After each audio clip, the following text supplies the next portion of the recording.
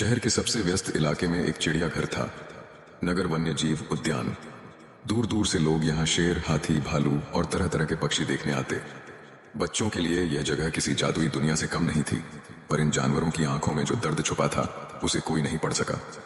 चिड़ियाघर के पिंजरे में बंद एक बूढ़ा हाथी था, जिसका नाम था मोती। एक समय वह सर्कस का सितारा था, बड़े बड़े करतब करता, दर्शकों की तालियों में खो जाता।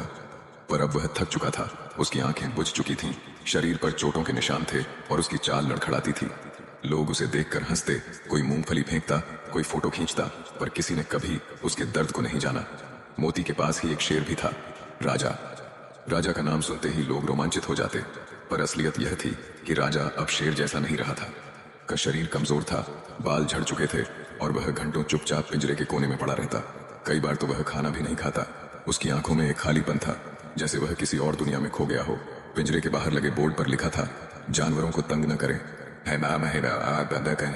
उन्हें खाना न डालें।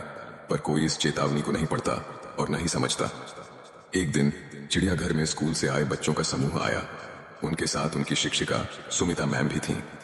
बच्चों ने खूब उत्साह से शेर, हाथी, बंदर और पक्षियों को देखा। पर तभी एक बच्चा बोला, मैम, ये जानवर इतने उदास क्यों लग रहे हैं? सुमिता मैम रुक गईं।